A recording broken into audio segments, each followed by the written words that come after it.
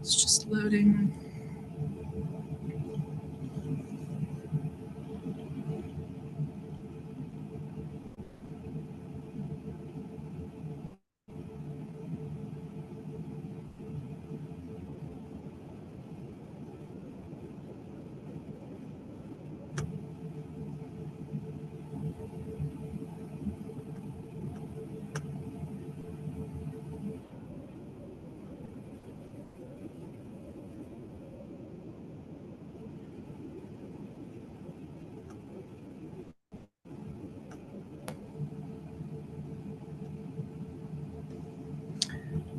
All right.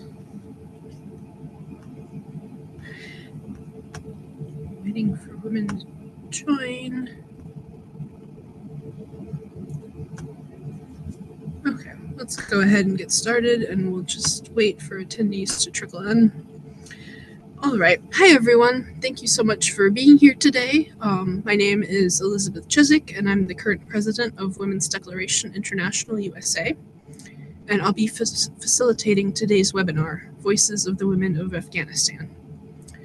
So this webinar was born out of email correspondence between myself and Yal Bano, who is the WDI Afghanistan country contact.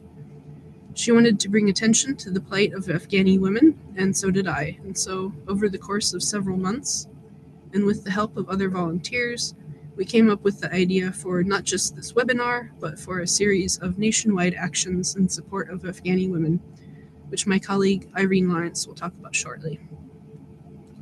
But first, a little background about what life is like for women in Afghanistan. Since US troops withdrew in 2021, the Taliban has imposed restriction after restriction on women's freedom. Afghanistan is the only country in the world where women are forbidden from attending school beyond the 6th grade. Women there are banned from government and private jobs. They're banned from studying midwifery in a country with one of the highest rates of death in childbirth, with one woman estimated to die every 2 hours from that cause. Women are banned from traveling outside the home without being covered from head to toe and accompanied by a male chaperone. They cannot go outside for a walk and feel the sun on their faces and the wind in their hair. They cannot go to the gym or to a park. They are prohibited from singing, reciting, or reading aloud in public. They are not even allowed to look out the window. 3.5 years of Taliban rule in Afghanistan have banished women from public life and obliterated their human rights on the basis of their sex. This is not something they can identify out of. We invite you to bear witness to their stories in time for Nowruz, the Afghan New Year, which was yesterday. Yal has collected testimony from her colleagues in Afghanistan, who must remain anonymous for their safety, and WDI USA volunteers will exercise their First Amendment rights by reading that testimony. Before we get started, we'll hear from my colleague Irene Lawrence, WDI USA board member and public action director, as well as from Mandy Singhera, who co-led the Afghan rescue mission along with Phyllis Chesler. So over to you, Irene, and I'll get the slideshow going. Thank you. Good afternoon, everyone. Welcome to our webinar. So WDI USA hosted 3 events on March 8th, Saturday, for International Women's Day. And we originally were going to have these events in cities where there were US embassies. We eventually did learn that these embassies are no longer even really staffed, because since 2022, there hasn't been diplomatic relations between Afghanistan and the United States. So instead of having them, right in front of an embassy to make our points and read the testimonies, we altered the locations a little bit. So in DC, we were in front of the US Supreme Court. It was a beautiful day. You can see the picture. There were lots of people walking by. One guy who described himself as a traveling activist, he recorded us on his live stream. We got a lot of people listening. In Los Angeles, they ended up having their action close to the embassy, but not right there, since there wasn't a lot of foot traffic. They got a lot of honks in support, and they left their signs. Yeah, there's a picture from that. They left our signs in a visible place and had their action there. And then in New York City, ROAR NYC, which is led by Dr. Liz Fedak. They gathered in front of the New York Public Library and they live streamed all the testimonies. They said thousands of people passed by. Um, they read the testimonies, chanted, offered support. Um, and well, not just them, but all of us, we were primarily asking the federal government to prioritize female refugees from Afghanistan over men. Really, I think all women from Afghanistan should be eligible. And in New York City, this was actually their second rally for Afghan women, and we were pleased with how all of them turned out. We got a lot of support. And in addition to this general ask from the federal government, we read out loud a letter to the Afghanistan government explaining how the Taliban is violating several articles in our declaration, especially the right of women to freedom of expression, their right to peaceful assembly, their right to political participation, and the need for the elimination of violence against women. So at least 4 articles in our declaration, the actions of the Taliban are violating for all women in that country. So yeah, I would say it was a successful several events there. So I'm now going to read our first testimony, which is from an anonymous Afghan woman who left Afghanistan as part of the Afghan rescue mission, which Mandy will go into later in the webinar. Afghan women have endured a lifetime of struggle. From the moment we are born, we face hardship, restrictions, and countless barriers. I want to share my story, my family's struggles, and the experiences of Afghan women I know to show what life is like for us. Every Afghan girl fights a difficult battle when she reaches her teenage years. She struggles between what she wants for her life and what her family, culture, and religion expect from her. A girl in Afghanistan rarely has the freedom to explore herself, her dreams, or her interests. Instead, she is forced to conform to strict traditions and social norms. She grows up in a society where her role is often limited to being a daughter, a wife, and a mother, without the right to choose what she wants for herself. Now imagine a woman who manages to fight against these barriers, overcome the hardships, and obtain an education. This is not common, and only a small percentage of Afghan women, those who lived in cities and had financial means or an educated male family member, were able to study. However, the majority of Afghan women, especially those in rural areas, lived through decades of war with no access to education, healthcare, or basic rights. For over 20 years, these rural women were forgotten by both their country and the world. No one fought for their rights. The violence, murders, and suffering they endured were never exposed. Their stories remained unheard. Many of them lost their husbands, fathers, sons, and brothers in the war, leaving them in grief and struggling to raise their children alone, without any financial or social support. They were trapped in poverty, unable to send their children to school or access medical care when they were sick. When the Taliban took over Afghanistan in August 2021, Afghan women faced another tragic turning point. Those who had managed to become doctors, midwives, teachers, and NGO workers were forced to leave the country, abandoning the careers and dreams they had fought so hard for. Some were able to escape and settle in other countries, but only if they were lucky enough to receive support. A large number of Afghan women, however, remain stuck in Iran and Pakistan, living in extreme poverty. They are refugees waiting for an uncertain future, hoping to be resettled in a third country. But no one knows how long they will remain on waiting lists. Many have been forgotten, left in limbo without legal status, jobs, or hope. Other Afghan women arrived in countries where they had once dreamed of studying and working, only to face new struggles. My sister is one of them. She was only 18 when she fled Afghanistan, hoping for a better future. But instead of finding opportunities, she faced endless hardships. For 4 years, she was unable to stay in Spain because she had to take care of our elderly parents and grandmother. Since she could not work or support them, she left for Germany, believing she would find better opportunities there. But Germany denied her asylum under the Dublin regulation, a law that prevents asylum seekers from applying in multiple European countries. Feeling hopeless and desperate, she attempted suicide, believing it was the only way to stay. She spent 4 months in the hospital before being deported, along with our 75-year-old grandmother, who suffers from serious health conditions. My parents, who had already suffered through war, then spent 4 years in refugee camps, struggling to build a stable life. Meanwhile, my sister, with no support in Spain, returned to Germany. But instead of finding safety, she was arrested. Now she has turned 21 in jail with an uncertain future ahead. Some Afghan women were luckier, like me. A few feminist women understood the struggles that Afghan girls face and helped me continue my education. Because of them, I was able to earn a master's degree. But even now, I do not have work authorization in the United States. I cannot apply for asylum because I first applied in Spain, a country that promised to give me a new life, but never provided the support I needed to survive. Beyond my story, there are thousands of Afghan women who were born, raised, and died in war. Many never had the chance to receive an education. Some belonged to families where the men were Taliban fighters or soldiers who were either killed or injured in war. Their suffering has never been recognized. Now, there is another generation of Afghan girls trapped at home. I recently spoke to my 12-year-old cousin in Afghanistan. She told me that she finished 6th grade, but now she can no longer continue school.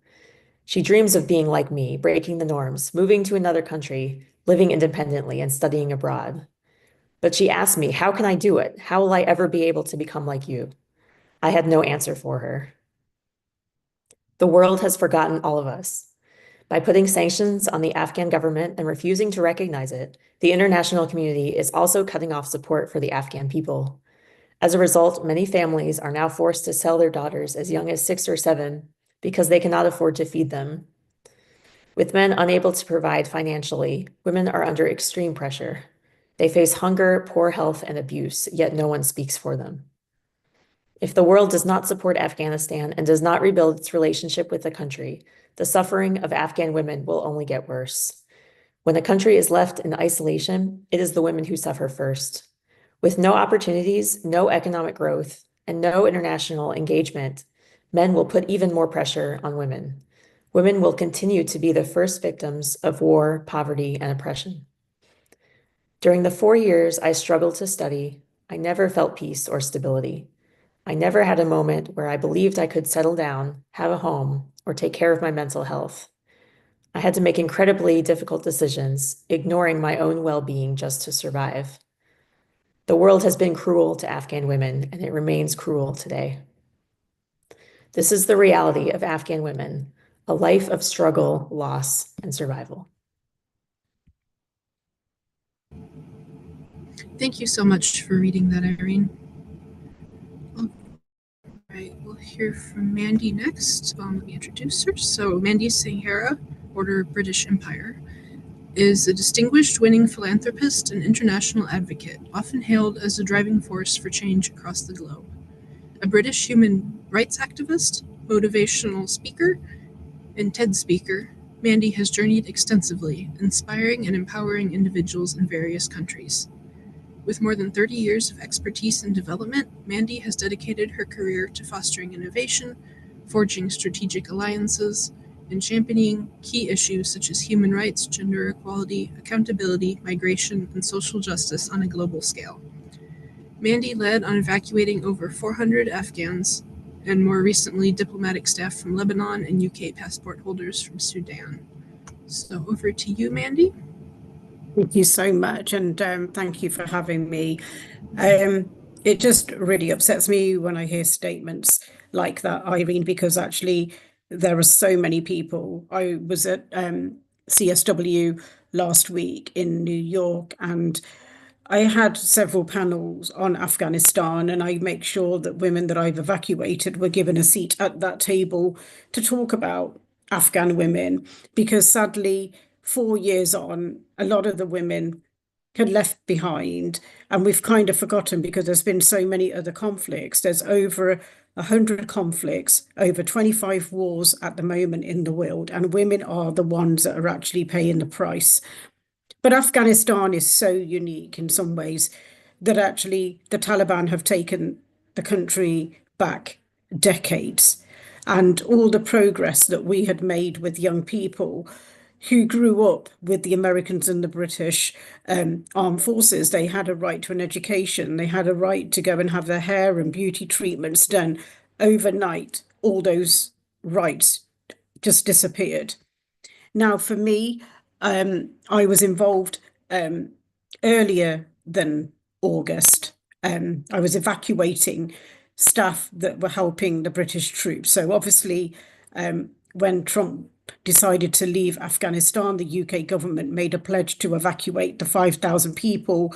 That included families and embassy staff and people that helped us. So we were on point to do that, and there was about 2,500 people left. And I also, part of that deal, when I was helping the UK government and other European countries, was looking at saying, look, there are some young women who I'm really concerned about, women who are judges. We're really worried about what the future looks like. And some of those countries were quite open to allowing women get out. But obviously, you may have all seen the TV screens, and we saw people jumping on planes. We saw people throwing their children over the fences, people wanting to leave because they knew what was coming. And for me, I kind of contacted people like Phyllis, and I contacted so many other women in my network to say to them, look, I'm in the middle of evacuating and I need, are you able to offer emotional support? Are you able to help me? I had other people on the ground that were actually working in Germany and other countries where they were working on lists trying to help me to get people onto planes. And what we were doing were getting people to the Middle East, so into Qatar, into the UAE, into Bahrain and Saudi Arabia. They had lily pads for us. So what would happen is they would be able to get them onto army planes and literally throw them into those kind of refugee camps that had been set up and in Germany. And then they would be processing and sorting out visas. It was like because actually every government was trying to take out their own diplomats. They were trying to take out people that they're nationals. They were trying to take out advocates and things like that. For me, I'm not a Muslim, I'm not Afghan, but for me, this was about humanity, to do the right thing. And for me, I feel very grateful to be doing God's work. I feel very lucky that I was able to help to evacuate over 400 people. And we were evacuating till the end of October. So actually, after August 31st, the UK, the Americans, and everybody had to leave. But we were still able to get access to planes, and we were still getting people onto planes right through till the end of October. So with trying to get people out, and it was really difficult because actually women were experiencing horrific abuse and violence. There were women who were not able to leave because they didn't have a male chaperone, women who may be widowed or may be divorced, or husband had already left and gone to the UK or to America and they were very vulnerable and they just didn't make that journey, even though we were trying to get them on. We tried to get people onto buses and cars, and every point there was checkpoints with the Taliban wanting to see people's IDs to make sure that they had the valid documents. And people were really, really scared.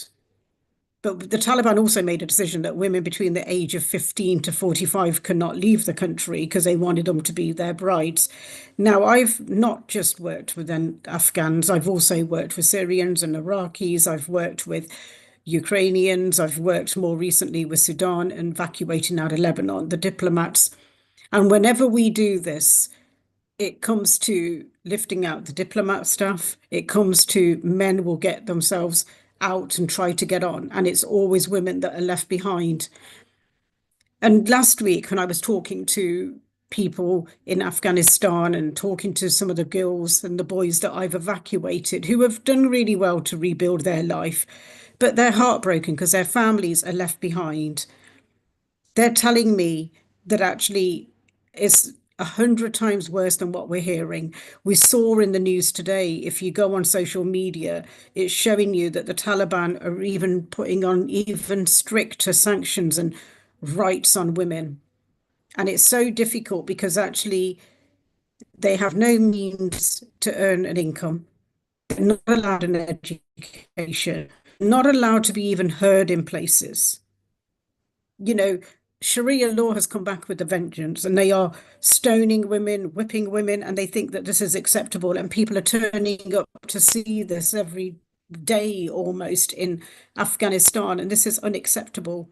We also know that women are crying because their children are being taken, their boys are being taken to be dancing boys. They call them the jar boys, the tea boys, and they're expected to dance. And actually, what they're doing is that they are sexually assaulting those boys. I mean, I'm not a Muslim, but one of the things that I spoke about at a European event in the UN was that these people are not implementing what Islam, because actually my understanding of Islam, and actually my Muslim friends will tell me that I'm correct, that they have been told by the Prophet that they need to educate themselves, they need to gain knowledge. So these men are not implementing the values of Islam. If you were to look at Islam's history, the first Prophet's wife, Khadija, was a businesswoman. She was older than him. She was more wealthier than him. She actually is the one that actually helped him to get into business. We also saw that actually Aisha, one of the Prophet's wives, was actually very educated. So I think when we're having these conversations with some of the male counterparts, that actually we bring home and educate them around this. And I also need to be very honest that it's been very difficult with some of the evacuations and resettling of refugees, because some of them don't speak English, some of them don't want to. I mean, they have mental health issues. Some of them have, like, dealing with a lot of trauma, a lot of stress and anxiety, but we have to try and help them. But it's also been quite difficult to manage unrealistic expectations, because actually the people that I evacuated, they lived a very good life. They had housekeepers, they had cleaners, they had drivers, they had a lot of money. They lived like the 2-3% of our richest people in America and the UK, because they were, and so when they come here and they're refugees, it's very difficult for them to adjust. So we have to try and explain to them that actually we need to, I had a job to get you out and save your life. And, I can't give you a house in the Cotswolds. I'm very honest about what I can and what I can't do. But I think that actually we need to lobby and campaign and push the UN to say we cannot forget. We need to challenge the Taliban around their ideology of women's rights and actually what they're implementing, because actually parents are so desperate that they're selling their children for less than $1,000. A 6-year-old who's marrying a 50, 60, 70-year-old man. It is child abuse, and we cannot stand here and turn a blind eye to that. So I think that one of the things that I would ask, if you have it in your gift, is to lobby your congressmen and women or MPs or senators or wherever you are in the world listening in, that actually we also make the pledge that there are some very vulnerable Afghan women stuck in America right now who are still waiting for their green card to be processed. They are now panicking and worried that actually they're going to be deported back to Afghanistan. And I've been to the capital last week. I met with some senators, and I am pushing from the UK to say to them, under no circumstances are any of the women that I've evacuated or other people have evacuated should be ever sent back to Afghanistan, because that would be the biggest crime against humanity. And I think that we really have to stand up and raise our voice. I mean, America has a right to deport people who have come into the country illegally. I'm not here to do that. But these people came in, the US brought them here, and now their visas for some reason are no longer valid. We cannot just do that, especially to women and children. So I think that we need to lobby and campaign. We need to look at advocating and mentoring these women. We need to give women real opportunities and real chances to integrate and really earn money to become independent. It is very difficult because they're carrying so much stigma and shame. There is so much pressure on them to adapt. They're being told not to date. They're being told not to mix with other communities. And it's becoming really difficult. And I'm doing a lot of work to help people around the world who I've evacuated to integrate. And 4 years on, some of them haven't sadly integrated that well. I would say that actually probably about 100 of them still are really long away from like settling in and really getting the job and having a home of their own. So I think there's some real work that we need to do. And I think for me, there was a lot of women that came in to support me. Sadly, there were some people that were amazing and they really stepped up to help me. There were some people that were in it just to raise their own profile. There sadly were people trying to profiteer and make money out of this by doing immigration claims and things like that. And I think whenever you work in conflict or in any kind of crisis situation, sadly, there's always going to be people who are looking for opportunities to see how they could make money out of this. And it really saddens me because actually there were some women who I got out to Germany, but all of a sudden they left. They got picked up by traffickers and they left. And we know that women's virginity was sold online for like millions of dollars, and people just turned a blind eye to this. And I think, we really do need to come along and talk about recognizing that actually what the Taliban are doing. We need to stop governments kind of recognizing the Taliban until there is real elections, and people in Afghanistan have a right to elect a government of its choice. So I think there's a lot to be done. And I think on that note, I'm just going to stop because in case people have questions.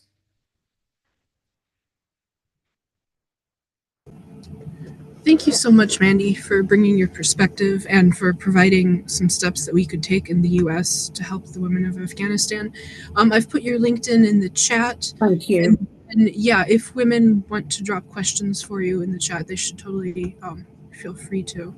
And thank you so much for the 400 that you saved. I'm sure you changed their lives by getting them out. I mean, when you're doing the work, it's not about numbers. Even saving one person is something. I just feel like I was in a position, been able to work with the US, the UK, the Canadians and NATO, and was able to really come together and get people out. But I don't take that for granted. I feel very blessed to be able to have done that work.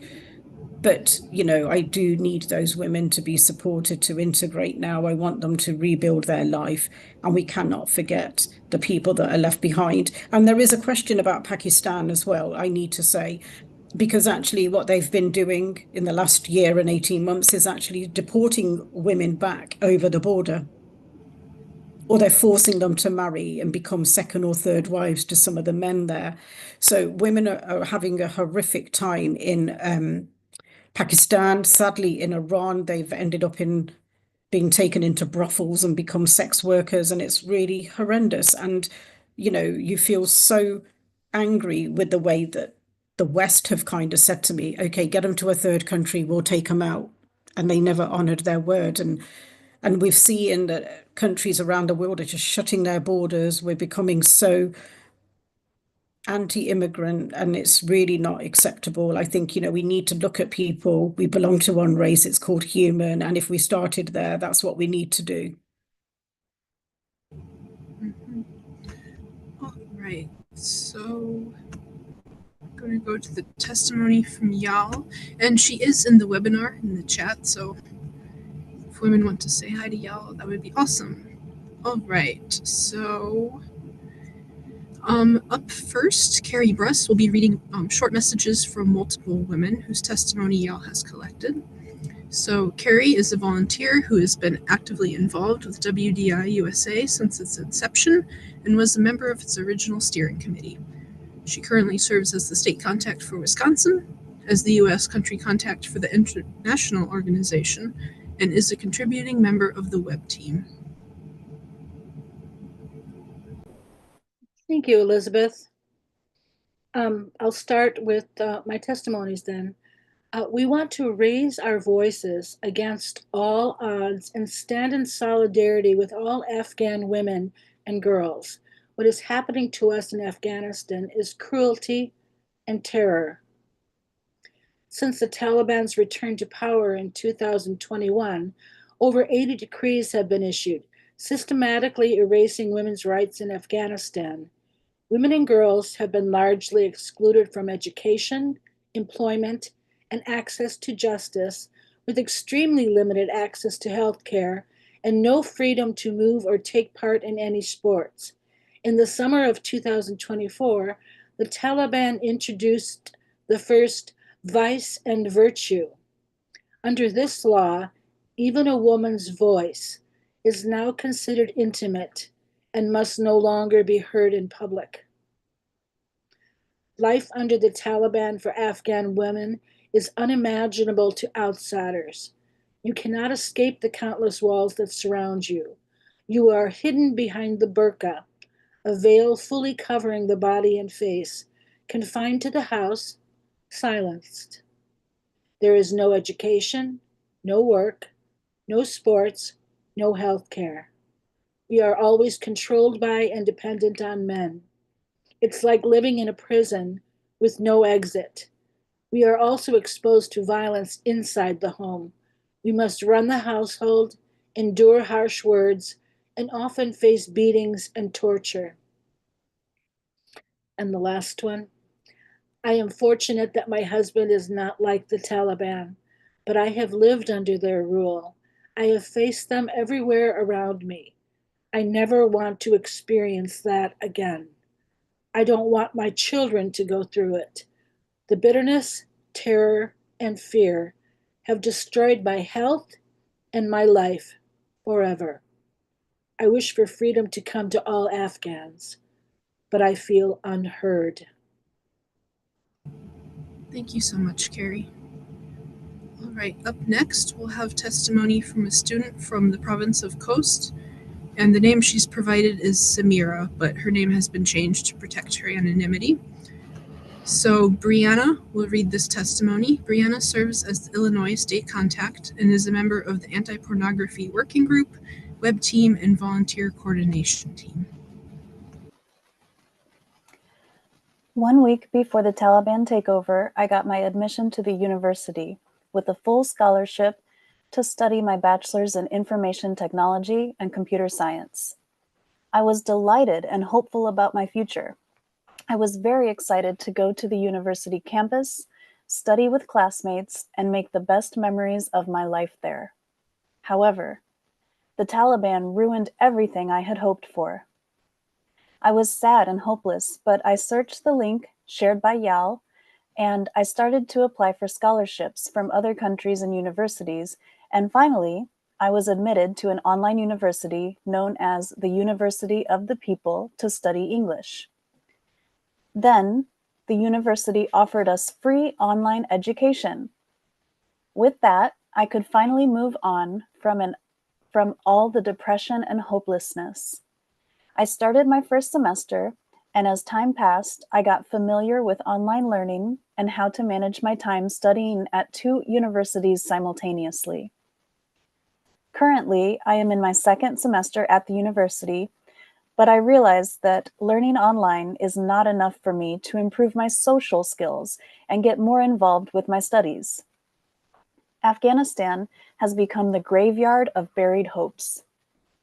This past year was one of the most challenging years of all for people living here, particularly for women and girls. They have burned thousands of young people's hopes and dreams into ashes, especially those of women and girls, and I am one of them. As an Afghan girl, I have faced many obstacles in my life because I'm a girl. I was deprived of many things I wanted to do, like art, music, sports, and more. Dealing with all these struggles taught me never to stop fighting for my dreams and future. I have never stopped dreaming about all the fantastic ways we can build our future. I have worked hard to keep up with my education in a place where no girl is allowed to go to school. I want to be one of the examples of brave Afghan women and girls who never lost hope, reached peaks of success, and continued to serve their country and their people. Since the Taliban banned schools and universities for girls, I've been helping freshly graduated classmates and relatives to apply for different programmer and guiding them through the application process. I've helped my friends and cousins with the process of taking Duolingo English test, applying to the university, or for the scholarships the University of the People offers Afghan girls. In the 4 decades since the first takeover of the Taliban in Afghanistan, women fought and forced the male-dominant de facto authorities to give them their proper rights and their freedom. Some women worked in high ranks of the government, built NGOs, and ran different businesses across the country. We were very optimistic about our future in Afghanistan with all the progress we had achieved. However, after the Taliban took over the country again, they burned all these hopes into ashes. They have ruined our hope for the future that we had worked for. Thank you so much, Brianna. All right, this next testimony is titled I Am an Afghan Girl and will be read by Emma. Emma is a writer and filmmaker based in New York City.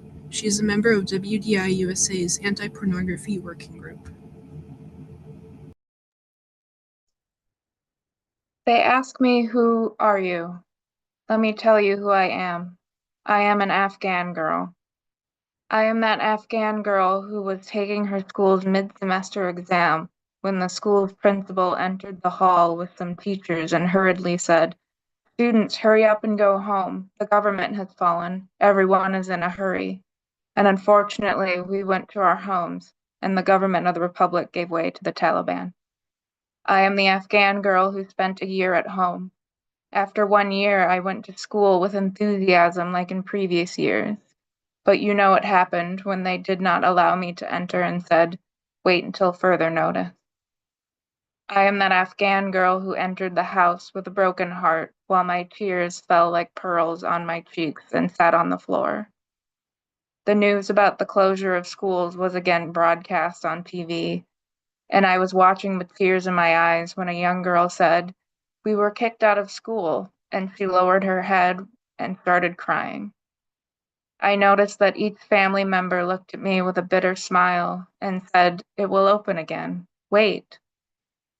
I am that Afghan girl who is jealous of the girls who wore white chadors and black dresses and cried in secret. I am that Afghan girl whose only hope was to study after school.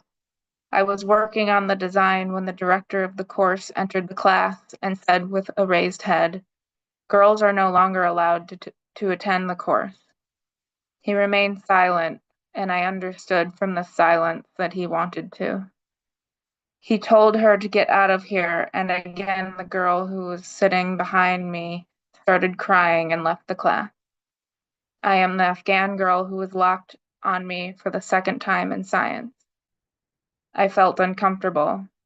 I went to walk in this darkness. I arrived near a park. I wanted to go inside. They made fun of me being a girl again, and once again they made fun of me for being a girl.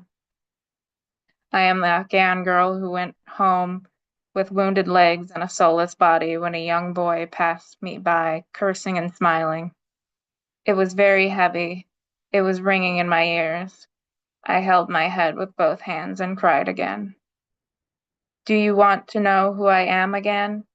I am Black Luck, the same Black Luck you made his life black. I am an Afghan girl. I am condemned for being a girl, a sin I did not commit. It's hard to be innocent, and the judge sentences you to life in prison, but I am still strong because I am an Afghan girl. Thank you so much, Emma. So the next section of testimony is titled Life Before and After the Taliban, and it consists of testimony from 3 different women. This will be read by Crystal. So Crystal is a radical feminist and signatory to the Declaration, working to restore and advance women's sex-based rights from Portland, Oregon. She's the volunteer speakers liaison for the upcoming WDI USA conference in Indianapolis this September and hopes to see some of you there.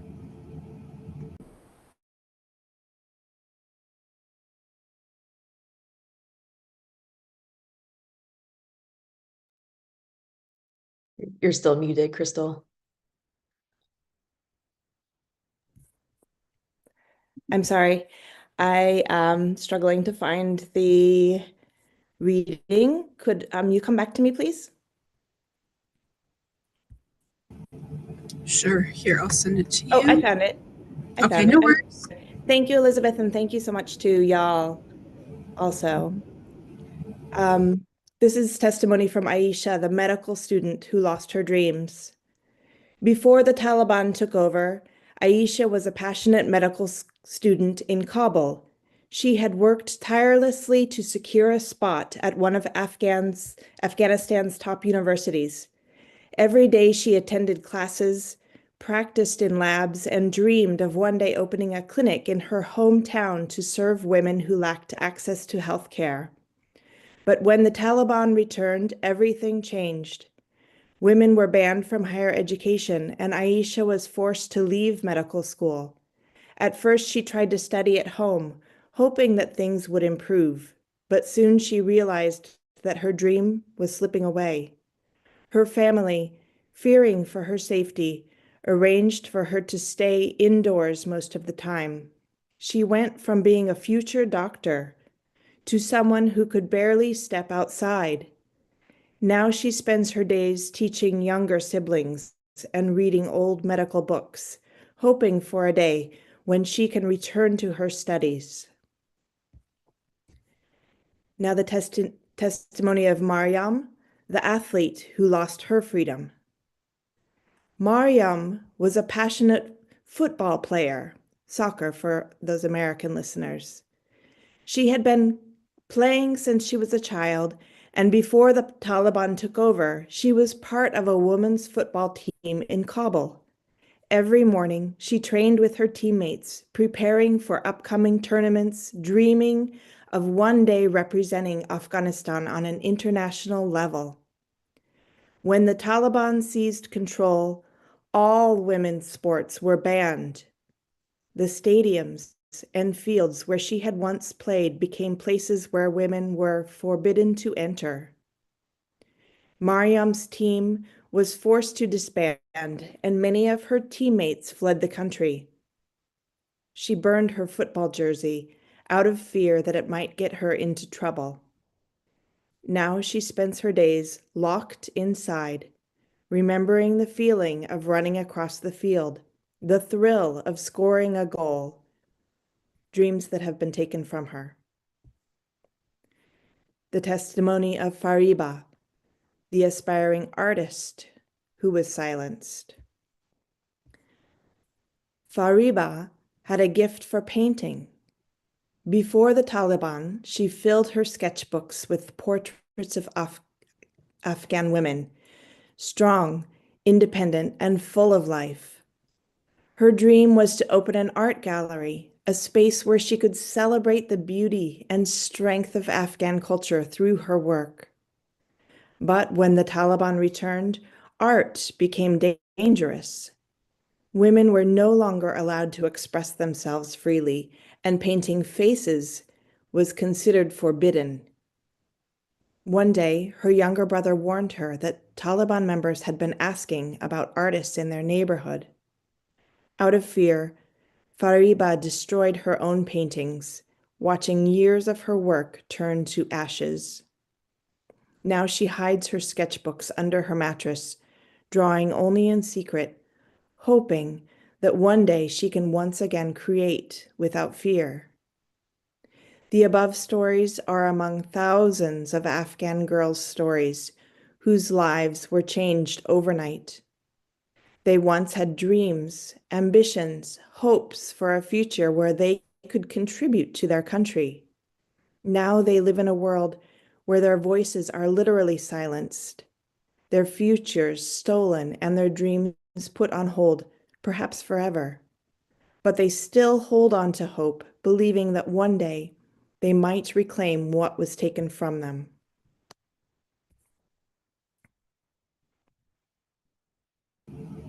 Thank you so much, Crystal.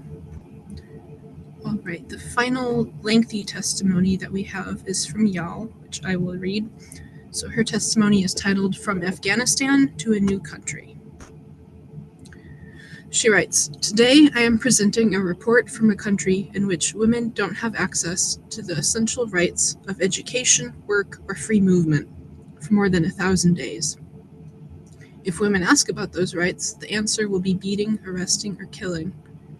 Today I am raising my voice for women and girls from a country in which the Minister of Higher Education said those who write or talk against or resist the Taliban deserve to be murdered.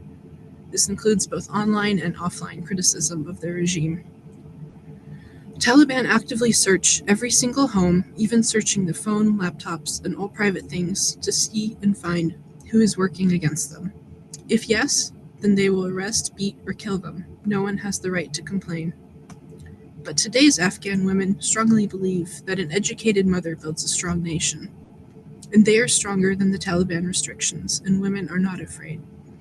Afghan women get stronger day by day as they raise their voices against the Taliban to demand their own essential rights of education, work, and free movement. Today I am here to tell you that there are no human rights, and there are no women's rights in Afghanistan under the Taliban's control." In this next section of her testimony is titled, "My Role as an Activist." I am one of the women activists. When I was in Afghanistan, I graduated from engineering faculty, and I had a job after graduation. But after Taliban took over, life changed for me, and I thought, I have lost all my hope and achievements for years. Yes, during the first months, I cried a lot, and I was under a very hard depression, and all looked to me like an end with no hope. But then I thought, what is my responsibility in this situation? And said to myself, as more percentage of Afghan people, especially women, are not educated, and you as part of society can stand up with them, you should not cry anymore. Just forget how sad you are.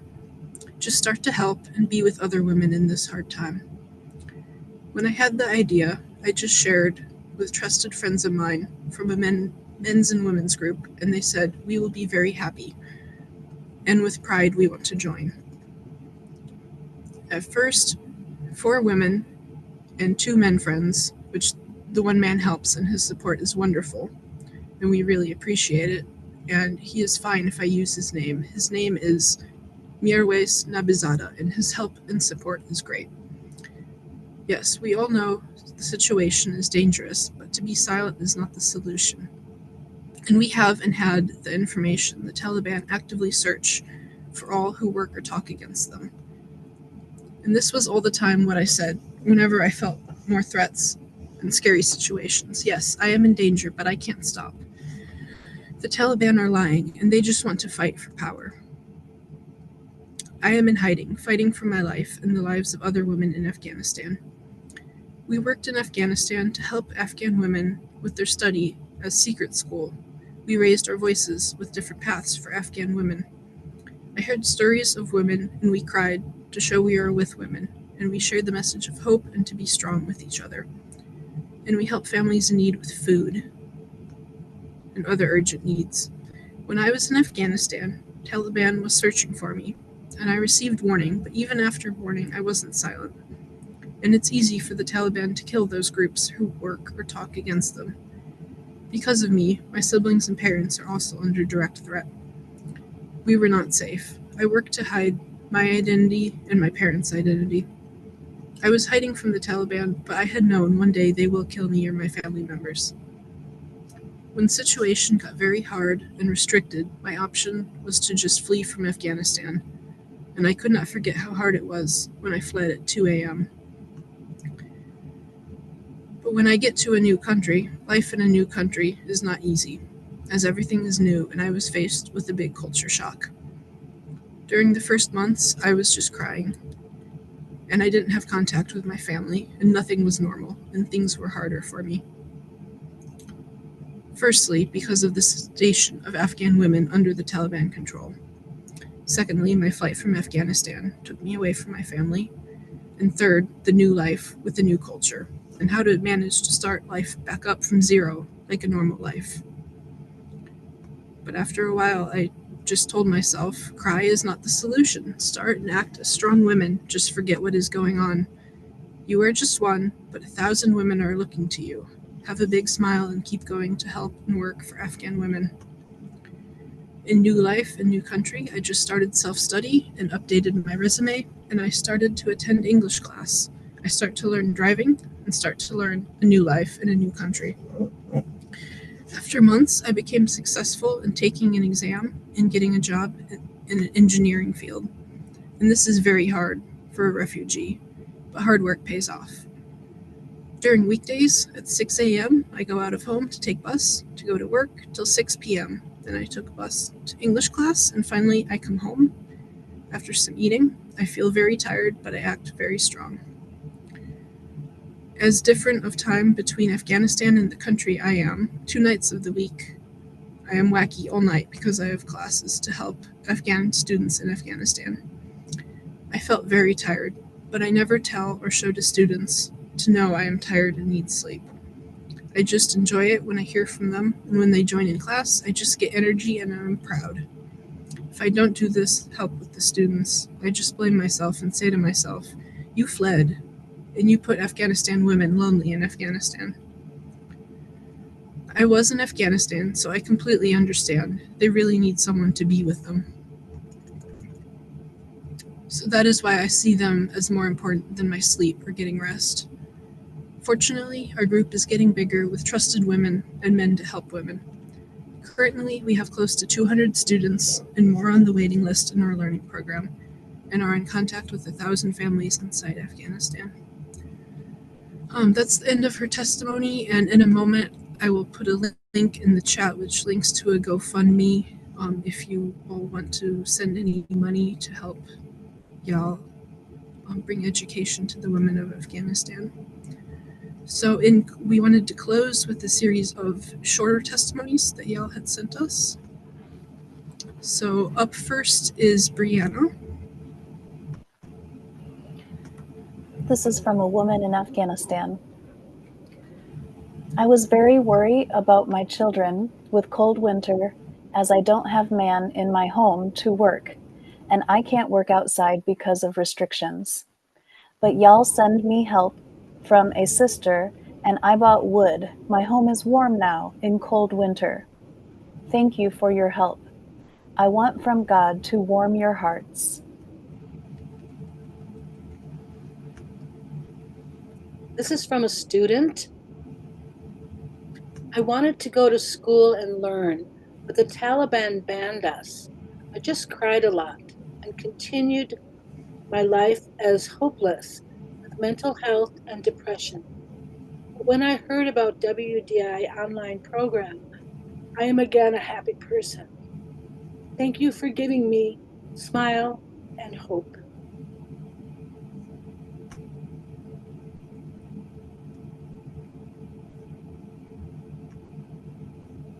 From a student. When I go outside, I'm afraid. I am afraid that they will stop me and beat me. But inside home with no fear, I can read, write, and talk with our teacher, Yal Bano. She is like a sister, and she listens to me and helps me all the time. I'm happy I have her. It's also from a student. Women are half of a country, and we were not born to stay at home, cook, or give birth. Let us work, let us learn, let us live. Thank you for your stand up with Afghan women. Please continue your help with us to have internet and join our classes. This is also from a student. I wanted to be a midwife because I saw many mothers and children died because there was no access to health services and no midwife in our village. Thank you for hope, help, and support with WDI online learning program. Now I can learn and I am happy. This is from a student. I tried to kill myself as I don't had hope and support from family and society. But when teacher Yal said, you have sponsor and you can join in class now, that day was my second coming to world with new hope. Please help me and keep my hope alive. This is from an Afghan woman.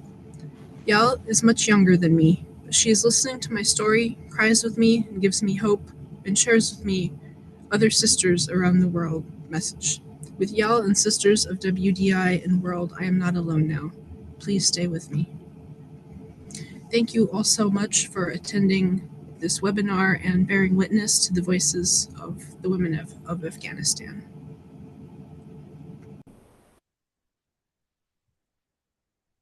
I just want to say thank you to you, Elizabeth, and to everybody, because I think it's well done, guys. I think thank you.